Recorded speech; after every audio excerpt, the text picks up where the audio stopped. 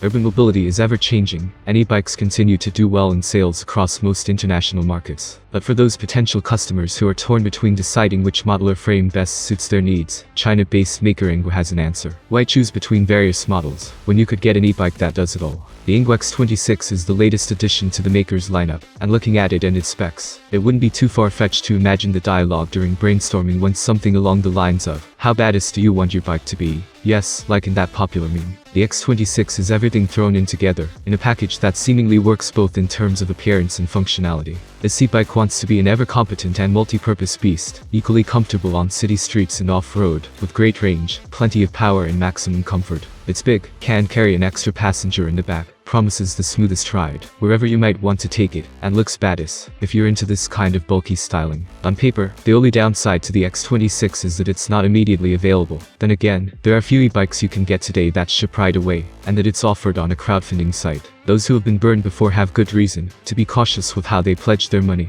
But on the other hand, ENGWE is not at its first campaign. The X26 premiered on Indiegogo earlier this month and, as of the time of press, has already surpassed its funding goal. Shipping for early bird pledgers, who can get it at a discounted price of $1,600, is scheduled for August 2022 for the US, the UK and the EU. The first thing that stands out about the e-bike is how massive it looks. It stands on motorcycle-grade 26 4-inch thick all-terrain tires, which provide a smooth ride even on rough terrain. But it's the triple suspension that does most of the work in this sense. You get a hydraulic fork in the front, air suspension in the rear, and a mechanical shock in the middle of the frame. So whatever you have in mind for the X26, it's more than up for the task. Power comes from a rear hub motor that peaks at 1000 watt and is rated for 750 watt continuous power. Top speed is 50 km per hour or 31 miles per hour, and range is a solid 100 kilometers or 62 miles in normal mode. There are 3 riding modes available: Sport, Normal and Assist. ENGWE is able to offer this kind of range with dual batteries, a 48-volt, 19-ampere-hour main battery that is not removable and is stowed away under the seat, and a smaller 9.6-ampere-hour secondary battery that slides out of the top tube.